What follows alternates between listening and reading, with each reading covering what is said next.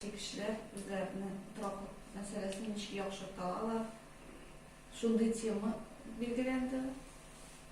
Şu olaydan bizning briefing qatnashgan Rossiyxozbank yetakchisi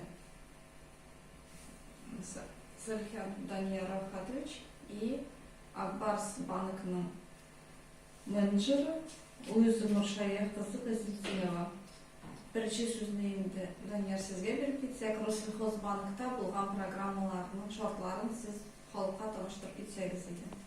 Hürmetli arkadaşlar, bizning de 2000-yılın başından başlap selskiy ipoteka programmasi ishlab keladi. Mana birinchi taqdir biz yoqtirgan edik bu masalani. Shunga shortlarini boshida qavatlab ketaman, ham so'ngroq o'zgarishlar turida da so'zlab ketasi keladi.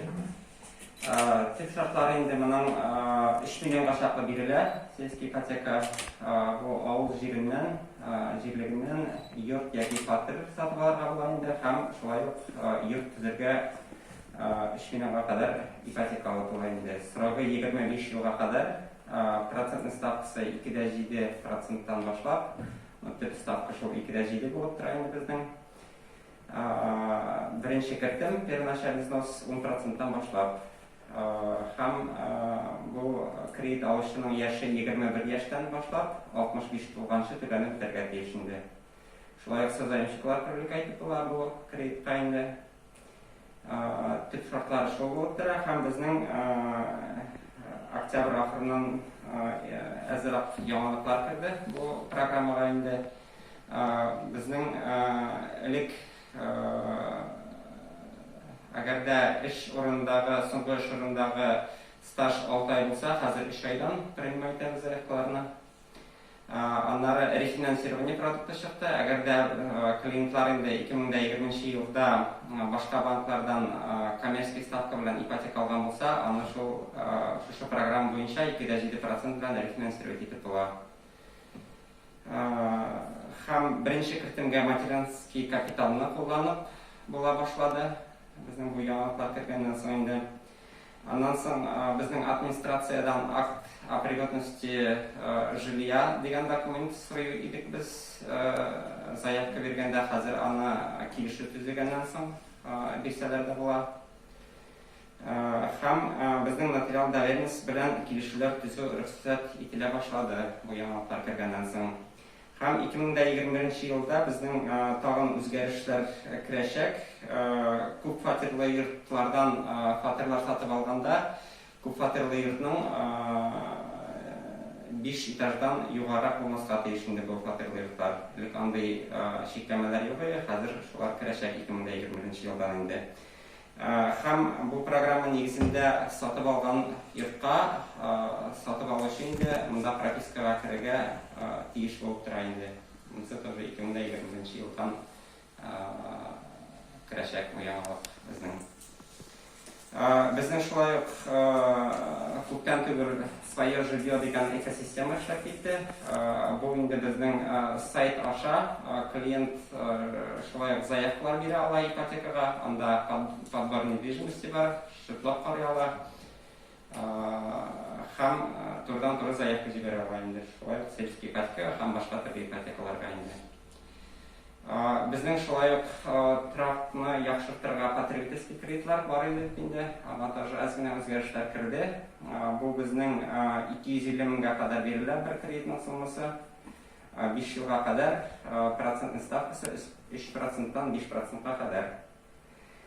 Buning yangilik kirdi endi menga bu kreditni birinchini olirga yaraydi hozir. Lekin u birgina taqdir olib qo'yadi bir kishiga endi. Hozir summasi yetmasa, ularni turli doговорlar bilan birinchini ola oladi bu kreditni endi. Shu ayda sizlar. Bu kreditni katolar neydi? Bu потребительский kreditni bizning значит ремонт квартиры или дома endi.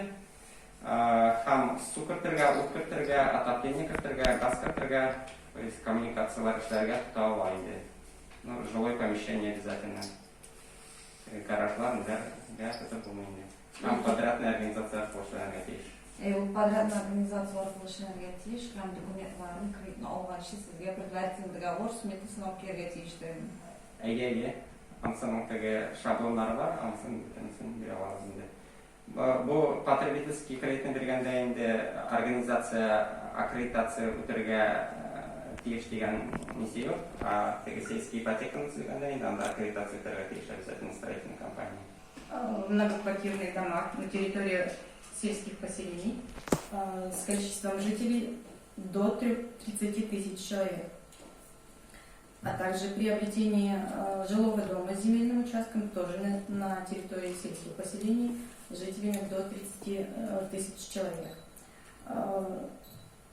Программа строительства жилого помещения на данном этапе находится на стадии доработки и также предусмотрены этой программой в дальнейшем. Условия данной программы – процентная ставка 2,9% годовых. При условии внесения первоначального взноса от 10% для держателей зарплатных карт и 20% до 80% первоначального взноса для остальных категорий. Процентная ставка 2,9% годовых действует при условии личного и имущественного страхования. Сумма минимальная от 100 тысяч, максимальная 3 миллиона. Срок действия кредитного договора от года до 25 лет. Требования к заемщикам: возраст от 18 лет, общий стаж работы на данную программу не распространяется, условия предоставления кредита, стаж по последнему месту работы от 3 месяцев.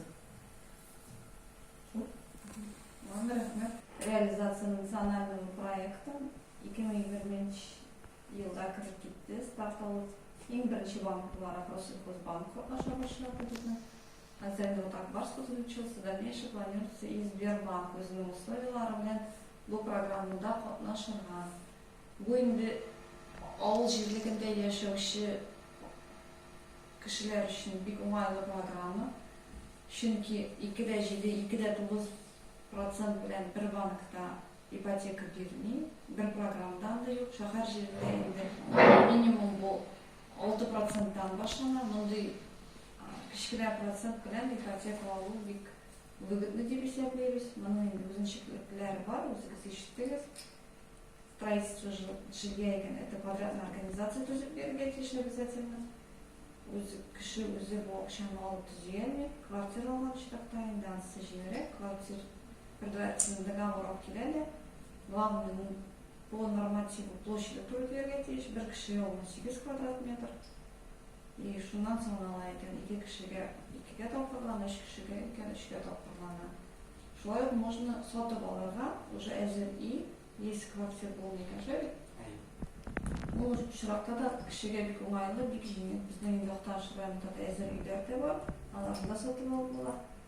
Һәм безнең тагын бер төрле яңалык форматында була инде. Планируется 2021 елда строительство 24-квартирного жилого дома в райцентре Актандыш. И анда уже бүгүнүк в формате софинансирования кирип катнашып, шушы программалар белән кулланып, шул квартираларны алырга мөмкинлекләр бар.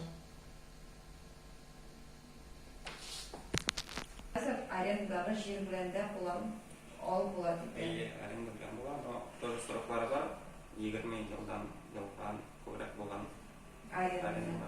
Да, элек бул обязательно собственность иде. Хәзер можно и аренда. Җирне йорт төзергә дип җир биргән очракта на основании земельного кодекса ул бирелә минимум на 20 лет первоначально. Если ул төзеп бетермәгән, кеше дальше продлевается еще на 3 года. Поэтому это дополнительный плюс кешегә арендадагы җир белән дә катнашып алырга программа.